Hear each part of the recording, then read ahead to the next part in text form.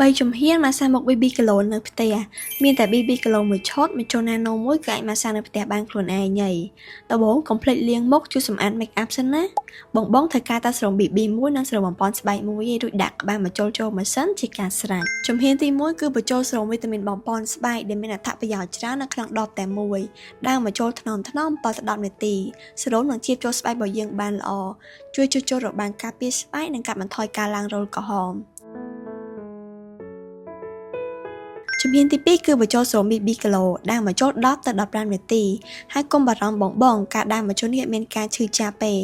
ដើរកាន់តែយូរប្រសិទ្ធភាពកាន់តែខ្ពស់ជួយបិទបាំងស្នាមបង្រួនរោមធ្វើឲ្យស្បែកសមម៉ត់រលោងដូចកូនក្មេងអញ្ចឹង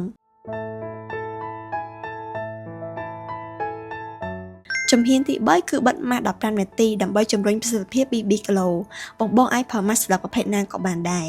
ពេលម៉ាសាហើយកុំតន់លាងមុខបងអាចចូលគេអញ្ចឹងបានណាភ្ញាក់ឡើងនឹងទទួលបានស្បែកមុខសភ្លឺម៉ត់រលោងហ្មងសម្រាប់ការកំងជាឈុតនឹងទទួលបានតម្លៃពិសេសនិងការថែមជូនជាច្រើនព័ត៌មានបន្ថែមបងអាចផ្ញើសារចូល page Yoyo Skin បាន